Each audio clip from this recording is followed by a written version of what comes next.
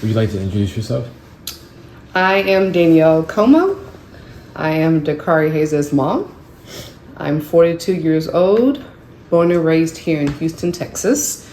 Actually, specifically in the Cashmere Gardens slash Trinity Gardens area of Houston. Hey, would you like to tell us one of your earliest memories? My earliest memories will probably be when I lived with my grandparents on 4806 Hirsch Road in that area of town where I was born and raised. I would probably say maybe about first grade. Unfortunately, I did often go move to and from my grandparents' home because my mother was a single parent and dealt with drug addiction and unfortunately domestic violence. So we were in and out of my grandparents' home quite a bit. Sound like you had a rough childhood. How would you explain that? Yes, so rough childhood for me was really kind of, again, dealing with a mother that was addicted to drugs and me never really visualizing much of her drug use. But I did visualize, was unfortunately endured seeing her abused domestically. And so I think that was probably the most troubling time for me growing up as a young child. And really a lot of my memories, even though I did have great memories, living with my grandparents, we often had cousins that would come in and out of the home as well. But a lot of those memories as a young child were tainted with the obstacles that my mom endured with her drug use. So, who looked after you when you were younger? Probably mostly my grandparents. I think that they probably were not the gatekeepers, I guess you can say, for our whole family. I really can't remember not one family member that did at some point live with my grandparents, with them being like that, the protector, the strong connection with family for us. They often were almost like to us a savior and not allowing us to be on the streets because they were there for us. So I looked up to them because of that. They were the first ones to show me what love really meant, despite the things that we went through. So yeah, I looked up to them. I guess maybe not really per se a mentor, but I did look up to them quite a bit. So, how was school like for you, going through all this stuff? I think school, there were times that I can remember was a little difficult trying to hide the things that I went through in school, at home.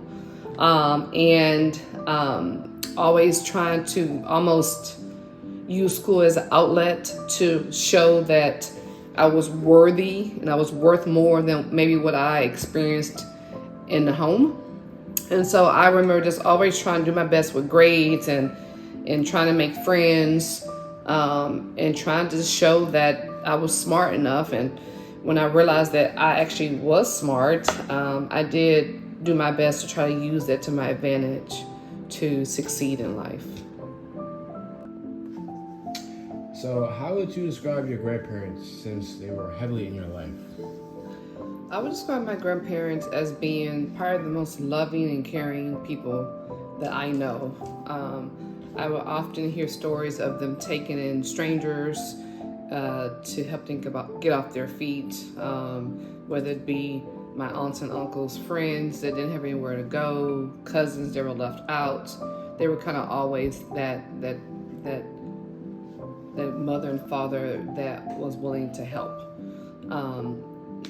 Like I alluded to earlier, they were kind of often our support system with all of my cousins and aunts and uncles, that when they went through a troubled time, they kind of relied on them to help, whether it was just someone to live or financially. They were like the rock, the center of our family. And so when they left us here, It was very difficult trying to find that center again. But I think that we've learned that, kind of having to pass the torch to be the rock that we all need in our family had to be one of us.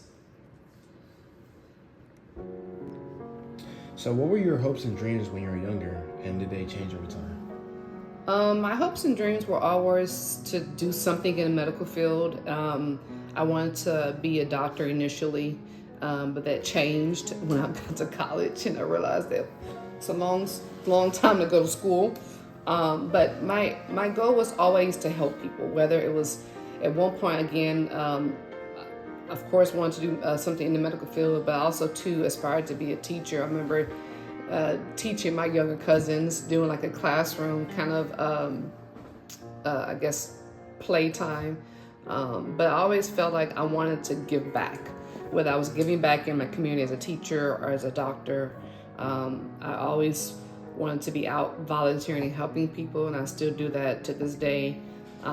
So I think those things have been instilled in me, and I continue to do as an adult as well. My goals were just seriously just to make it out of the childhood that I had. I didn't want to do drugs. I didn't want to be in a domestic relationship. I wanted to do better. And so seeing people that had a better life was always my goal. And I wanted to be that person, which is, I think, kind of what motivated me to be where I am today. A successful career, a wonderful life with my family, and financial stability. Okay. What lessons have you learned about resilience and perseverance? Gosh, I mean, I think that just being able to focus on the things that you want out of life has been kind of one thing that I learned. And despite having those obstacles that I faced, knowing that if you work hard, you can get what you want out of life, and that your upbringing, if it was rough or negative, doesn't dictate where you could be in the future. And so, yeah, I think, going through those things taught me the resilience to work harder, to give myself a little more, to take those leaps of faith to be where you want to be. And I think that sometimes it's hard when you may be faced with those obstacles and wanting to give up, but also having those obstacles in your life mold you to be a stronger person, which is, I think, where I'm at right now.